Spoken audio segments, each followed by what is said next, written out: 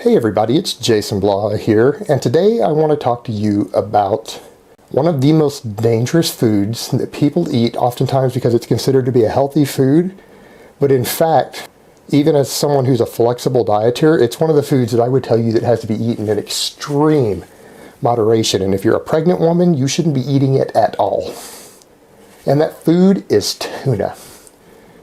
The reason for this is because of the amount of pollution we have in the world today. We have large amounts of waste, and particularly mercury in the oceans. And what happens is that all of the life in the ocean gets mercury in it, and mercury is both poisonous and causes certain types of cancer, particularly bone cancer in humans, which is, incidentally, one of the most painful forms of cancer to die from. And that's because once mercury gets into your bloodstream, it tends to go to your bone marrow, and we can't really remove it. And you can accumulate a large amount over a lifetime, and if that happens, you're at a much, much higher risk for bone cancer. But the way this works is that the higher up the food chain you go in the ocean, which means the bigger the fish, the more mercury in it.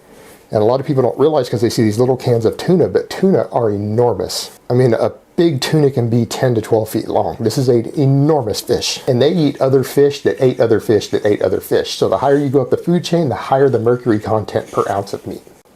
So I'm going to link a site down below for you guys so that you can see what the safe recommendations are based upon your body weight and different types of fish. And you're going to find that tuna is pretty high. Most of you out there, your safe limit of what they're telling you can safely consume is going to be something like 2 or 3 3-ounce cans per week. And if you're consuming more than that, you are putting yourself at risk for mercury poisoning and possibly cancer later in life. And no, this isn't a bunch of, as Chris Jones would put it, hippie shit. This is documented. Because tuna is so promoted as a healthy food and part of a healthy lifestyle, actors and a lot of famous people, when they're trying to follow a healthy diet, they've been diagnosed and hospitalized for mercury poisoning. So if you do a little Googling, you'll find that there are a lot of cases every year of this.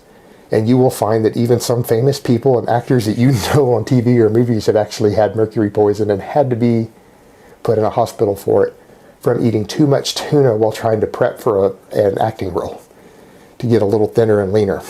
So this is a very real problem. It does happen. It is dangerous, and it's something you need to be concerned with if you eat fish at all.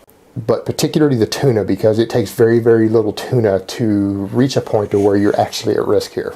But like with anything else, you need to remember there is mercury in a lot of foods, and the human body and the liver are pretty good at removing toxins from the body. This is the reason we don't die every time we drink a glass of alcohol. In fact, we can handle a certain amount of alcohol every single day, or a certain weekly load, and our body will be able to remove the toxins from it without hurting us. And it's the same with mercury. You can handle a certain amount of it every week, and your body can filter that out safely. But when you exceed that, then you are at risk of health problems and harming yourself. So go check it out, guys. This isn't a joke. This isn't something that you should laugh off. And if you eat fish, you need to be aware of the mercury content of different types of fish. All right, guys, so that's really all I have to say on that today. I hope it has been informative, and I will talk to you next time.